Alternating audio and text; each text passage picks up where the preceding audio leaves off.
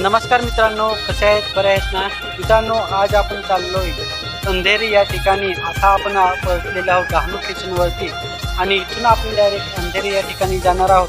आणि ते ठिकाणी कोणत्या कामासाठी आणि कशासाठी जातोय या सर्व व्हिडिओ तुम्हाला नागा मिळेल. फक्त तुम्ही व्हिडिओ कंटिन्यू नागत राहा. व्हिडिओ आवडत लाईक करा, मित्रांना शेअर करा. जर तुम्ही माझ्या चॅनलवर नसतील माझ्या चॅनलला तुम्ही सबस्क्राईब करून ठेवा. तर मित्रांनो, तुम्ही थंबनेल वगैरे तर नागून समजलं आहोत आम्ही कशासाठी चाललोय. तर तुम्हाला जर व्हिडिओ जर कंटिन्यू नागायचा व्हा आणि कशासाठी आम्ही चाललोय जर तुम्हाला नागायचा व्हा तर व्हिडिओ तुम्ही कंटिन्यू नक्की नागा.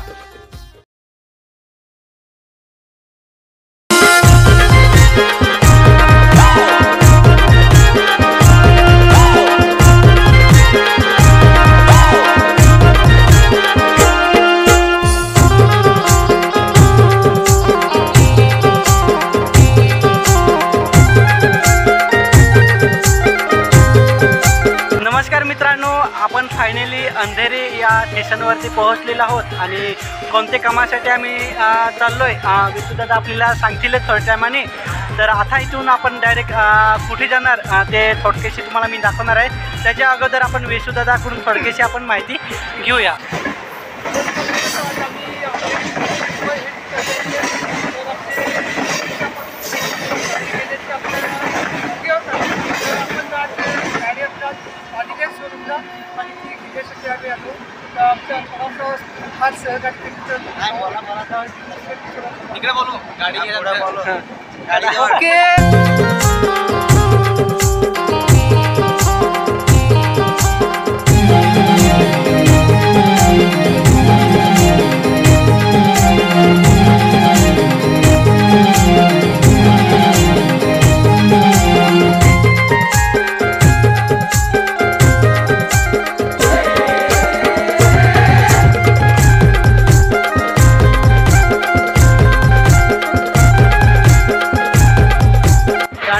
आता आम्ही थोड्या टायमाने पोहोचणार आहोत शोरूममध्ये. आणि जे काय दुसरं माझ्यासोबत आहे ते आहेत मागे येत आहेत.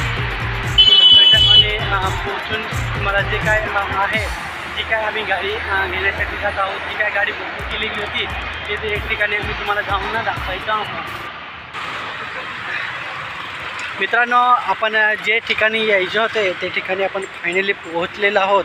आणि हे तुम्ही नागत हाऊस हे शोरूम आहे जिथून गाडी घ्यायची आहे तिथून आपण पोहोचलेलो आणि ते शोरूम हे आहे.